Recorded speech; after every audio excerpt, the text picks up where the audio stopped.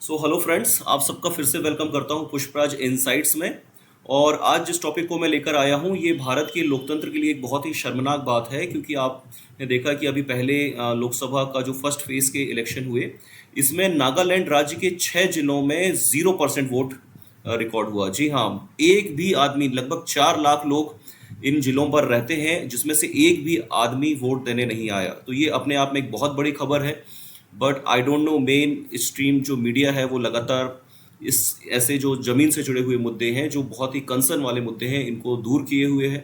और कहीं पर भी न्यूज़पेपर में और किसी भी टीवी में आपको ये चीज़ जो है कहीं पर भी देखी नहीं जा रही है। लेकिन ये अपने आप में बहुत बड़ा कंसर्न है, क्योंकि भारत दुनिया का सबसे बड़ा लोकतंत्र है और यहाँ का चुनाव आयोग अपने वर्क पैटर्न को लेकर काफ़ी वाहवाही भी लूटता है। लेकिन ये पूरे देश के लोकतंत्र के लिए एक बहुत ही शर्मनाक बात है कि 6 जिलों के 4 लाख लोगों ने वोट का पूरी तरीके से बायकॉट किया। आखिर क्या कारण थे उसके, इसको लेकर डिटेल एक ब्रीफ में एनालिसिस हम करेंगे। चलिए, तो सबसे पहले तो मैं आपको बता दूं, अभी जो 18th लोकसभा के जो इलेक्शन हुए, ठीक है, मैं अपना पॉइंटर ऑन कर लेता हूं। तो आप देखेंगे लगभग 102 कॉन्स्टिट्यूएंसी में लगभग 21 जो राज्य हैं और यूनियन टेरिटरीज हैं, यहाँ पर लोकसभा के इलेक्शन कंडक्ट हुए। और इसी में आप देखेंगे, यदि मैं नागालैंड की बात करूं, जो कि नॉर्थ ईस्ट का काफ़ी इम्पोर्टेंट राज्य है, नागालैंड में आप देखेंगे यहाँ पर भी वोटिंग हुई। और यहाँ पर जो वोटिंग हुई ये 56.91%, यानी कि उन 6 जिलों को यदि हम छोड़ दें तो बाकी जिलों में 56.91% वोटिंग हुई, जो कि लास्ट जो लोकसभा के इलेक्शन हुए थे 2019 के, उसमें 83% वोटिंग हुई थी। तो आप देख सकते हैं कितना बड़ा डाउनफॉल आया है। 2019 के लोकसभा के चुनावों में 83% वोट हुआ था, जबकि इस बार सिर्फ 56% वोट पड़ा। और इसका मेन कारण, इसका सबसे बड़ा कारण ये है कि लगभग 6 जिले, इन 6 जिलों में आप देख सकते हैं, मैं आपको बताता हूं, इसमें मौन है, लॉन्गलेन है, फिर आपका है नोकलैक, कीफिर, तेनसेंग, और इसी तरीके से ये जो 6 जिले, तो आप देखते हैं ये जो नागालैंड का जो ईस्टर्न वाला पार्ट है, इसके अंदर ये जो 6 जिले हैं, इन्होंने पूरी तरीके से वोटिंग का बहिष्कार किया। अब ये वोटिंग का बहिष्कार आखिर हुआ क्यों? क्योंकि आपने देखा है कि इसके पहले वोटिंग का बहिष्कार हमने सुना है कि जो हमारे यहाँ पर जो रेड कॉरिडोर है, जो जहाँ पर माओइज्म का बहुत ज़्यादा प्रभाव है, वहाँ पर अक्सर इस तरह की चुनावी प्रक्रिया का बहिष्कार करने का आह्वान आम जनता से किया जाता था। लेकिन पहली बार देखने में आ रहा है कि एक ऐसे स्टेट में जहाँ पर बीजेपी और लोकल गवर्नमेंट के साथ में सरकार बनी है, जो कि एक डेमोक्रेटिक तरीके से रन हो रहा है, और जहां पर किसी भी तरह का डिस्टरबेंस भी नहीं है, किसी भी तरह की लोकल अशांति नहीं है, जिस तरह से मणिपुर में अशांति फैली हुई है लास्ट 2 सालों से। तो यहाँ पर आप देखेंगे कि लोगों का वोट ना देना अपने आप में एक बहुत बड़ा चैलेंजिंग एग्जाम्पल देखने में आया है। तो आप देख सकते हैं ये बूथ यहाँ पर बनाए गए, केंद्र सरकार और चुनाव आयोग कितना पैसा खर्च करता है, कितने मुश्किल से कर्मचारियों को वहाँ पर ले जाया जाता है, कितनी पैरामिलिट्री फोर्सेस वहाँ पर लगती हैं, कितना सारा जो है ट्रांसपोर्टेशन का काम होता है। लेकिन आप देखेंगे कर्मचारी सुबह 7 बजे से शाम को 6 बजे तक बैठे रहे, लेकिन एक भी बंदा वहाँ पर वोट देने नहीं आया।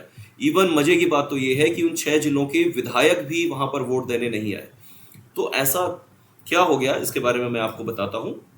तो आप देखेंगे वहाँ पर एक ऑर्गेनाइजेशन है जिसको कहा जाता है ENOP, ठीक है। ENOP का फुल फॉर्म है ईस्टर्न नागालैंड पीपल्स ऑर्गेनाइजेशन। तो ये एक ऐसी संस्था है जिन्होंने, जो ये कहते हैं कि यहाँ पर जो लगभग 7 ट्राइब्स आती हैं, उन 6 जिलों की यदि हम बात करें तो वहाँ पे 7 ट्राइब आती हैं। क्योंकि नागालैंड के बारे में मैं आपको बता दूं, सबसे ज़्यादा डाइवर्सिटी आपको नागालैंड के अंदर देखने को मिलेगी। वहाँ पर हर जिले में, इवन हर गांव में लैंग्वेज चेंज होती है। काफ़ी ज़्यादा आदिवासी समुदाय के बहुत सारे प्रकार के लोग वहाँ पर रहते हैं। और इसी तरीके से इन 6 जिलों के अंदर जो 7 ट्राइब्स हैं, उन्होंने ये कहा कि हमको ऑटोनॉमी चाहिए और हमारा प्रशासन अलग होना चाहिए, और इस तरीके से जो भी पैसे आते हैं, जो भी रेवेन्यू जनरेट होता है, उससे हम अपना विकास खुद करेंगे। तो आप सोच सकते हैं। और ये जो चुनाव का बहिष्कार हुआ, इसको चैनमोहो रेजोल्यूशन कहा गया। ये काफ़ी इंपॉर्टेंट है कॉम्पिटिटिव एग्जाम्स के से भी। तो चैनमोहो रेजोल्यूशन में इन्होंने ये कहा कि इन 6 जिलों में कोई भी आदमी जो है वो किसी भी तरह का वोटिंग में पार्टिसिपेट नहीं करेगा। तो आप देखेंगे एक देश में जहां पर केंद्र और राज्य में एक सरकार रन कर रही है, फिर ऐसी क्या बात हो गई। हमने देखा कि हमारे जो प्रधानमंत्री मोदी जी हैं, ये लगातार बोलते रहते हैं कि नॉर्थ ईस्ट के ऊपर हमारा विशेष फोकस है। तो जब विशेष फोकस है तो इन 6 जिलों के जो जनता है उसने जो है कम से कम वोट ना डाल के इस चीज़ के ऊपर सबसे बड़ा क्वेश्चन उठाया है कि यदि यहाँ पर विकास होता, लोग यहाँ के विकास से सेटिस्फाइड होते, तो ये इतना बुरा जो दौर है चुनाव आयोग को जो देखने में आया, शायद हिस्ट्री में कहीं कभी ऐसा नहीं हुआ होगा कि भारत जैसे डेमोक्रेटिक देश में एक भी आदमी वोट डालने ना आए। और इस तरीके से पूरी डेमोक्रेसी को एक तमाचा मारा है नॉर्थ ईस्ट के लोगों ने। और एक तरह से सरकार का जो प्रोपोगेंडा ही बोलना चाहिए कि जो लगातार डेवलपमेंट के वादे किए जाते हैं और बड़ी बड़ी चीज़ें दिखाई जाती हैं, वो शायद धरातल पे लागू होती दिख नहीं रही। आगे आप देखेंगे, यदि मैं फर्स्ट फेज के इलेक्शन की बात करूं तो आप देखेंगे लगातार जम्मू कश्मीर को यदि हम छोड़ दें तो इन सभी राज्यों पर आप देखेंगे वोटिंग परसेंट लगातार कम हुआ है 2014 के 19 के कंपैरिजन में। तो आप देखेंगे जबकि चुनाव आयोग लगातार बोलते आ रहा है कि 100% वोट होगा और हम कोशिश कर रहे हैं, हम इतने संसाधन ला रहे हैं, लेकिन आप देख सकते हैं कि वोटिंग परसेंट लगातार गिरते जा रहा है। वोटिंग परसेंट गिरने का एक सबसे बड़ा कारण ये हो सकता है कि शायद जनता जो है वो अब इस इलेक्टोरल प्रोसेस में पार्टिसिपेट करने से थोड़ा सा झिझक रही है, क्योंकि आप देख रहे हैं कि जो डेवलपमेंट के नाम पर, रोजगार के नाम पर, महंगाई के नाम पर जो सत्ता और हमारे पक्ष और विपक्ष में बहस होना चाहिए, वो बहस जो है आज वो राम मंदिर के नाम पर बहस होती है, 2047 के नाम पर बहस होती है। तो आप देखेंगे जो देश का यूथ है वो कहीं ना कहीं इस चीज़ को समझ रहा है और कह रहा है कि इस इलेक्टोरल प्रोसेस में पार्टिसिपेट करने से फ़ायदा ही क्या, क्योंकि आप देखेंगे कि डेवलपमेंट की ज़्यादा बात नहीं है, जॉब्स की ज़्यादा बात नहीं है, एग्जाम्स आप देख सकते हैं यूपीएससी पीएससी वगैरह में और कई सारे एग्जाम्स में लगातार धांधली आ रही है, रेलवेज में वैकेंसीज की बहुत ज़्यादा कमी है। तो यही कारण है कि आप देख सकते हैं कि यहाँ पर कंटिन्यू वोटिंग परसेंट गिरता जा रहा है। हालांकि चुनाव आयोग ने कहा कि भीषण गर्मी थी और इसलिए लोग शायद वोट देने नहीं निकले, तो ये चुनाव आयोग के पास इतना फंड होता है कि वो आसानी से इन सब चीज़ों की व्यवस्था कर सकती है, बाकायदा गवर्नमेंट हॉलीडे भी होता है। तो आप देख सकते हैं लक्षद्वीप की यदि मैं बात करूं तो लक्षद्वीप पे तो अभी टूरिज्म को लेकर बहुत ज़्यादा प्रमोट किया गया था कि लक्षद्वीप में टूरिज्म बढ़ा रहे हैं, काफ़ी सारी एक्टिविटीज़ हो रही हैं, तो फिर यहाँ के लोग वोट देने क्यों नहीं निकले। और नागालैंड में आप देख सकते हैं 26% का वोटिंग क्राइसिस आया। कारण उसका यही है कि नॉर्थ ईस्ट लगातार जो है केंद्र सरकार से झूठे वादों झूठे वादे लगातार किए जाते रहे हैं। आप देख सकते हैं, यदि मैं बात करूं, वापस से मैं आता हूं, ईस्टर्न नागालैंड जो पीपल्स ऑर्गेनाइजेशन है, इन्होंने लास्ट ईयर भी इनके यहाँ पर विधानसभा चुनाव थे और इन विधानसभा चुनावों पर भी चैनमोहो रेजोल्यूशन के तहत ये डिसाइड किया गया है कि हम वोटिंग नहीं डालेंगे।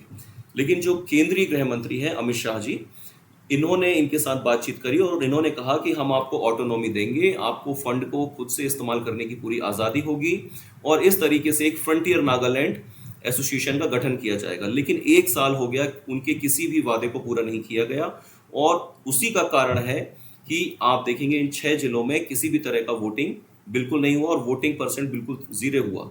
ठीक इसी तरीके से आप देख सकते हैं मणिपुर में लास्ट 1-1.5 साल से क्या माहौल बना हुआ है, लगातार वहां पर अशांति है, लेकिन मिस्टर प्राइम मिनिस्टर ने ना ही वहां पर विजिट किया, ना ही लोकसभा में। आप देखेंगे लोकसभा में कितनी सारी रैलियां वो कर रहे हैं, लेकिन क्यों वो मणिपुर में नहीं गए। तो आप देखेंगे मणिपुर की जनता लगातार रिक्वेस्ट कर रही है। कई सारे रेसलर्स, बॉक्सर्स हमने देखा जिन्होंने ओपन आकर इन्होंने सीधे कहा कि भाई केंद्र सरकार प्लीज़ यहाँ पर इंटरफेयर करे और प्रधानमंत्री जी खुद यहाँ पर आए, मणिपुर भी हमारे देश का भाग है।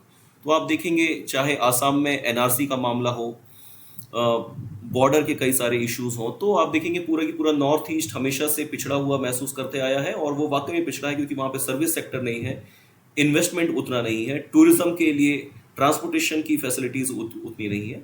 तो हमारी सरकार को लगातार इस पर ध्यान देना पड़ेगा, अदरवाइज इतने बड़ी डेमोक्रेसी में 0 वोट पड़ना ये अपने आप में एक बहुत बड़ी शर्मनाक बात है। तो आई होप इसी तरह के टॉपिक्स में लगातार आपके सामने लाते रहूं, जो कि बहुत ही ध्यान देने योग्य है, क्योंकि जिसको मेन स्ट्रीम मीडिया इग्नोर कर रही है उसे हम आपके सामने ज़रूर लेकर आएंगे। तो बने रहिए पुष्पराज इनसाइट्स के साथ और इसी तरह से आगे भी आपको अच्छे वीडियोस में लगातार लाते रहूँगा। Thank you so much.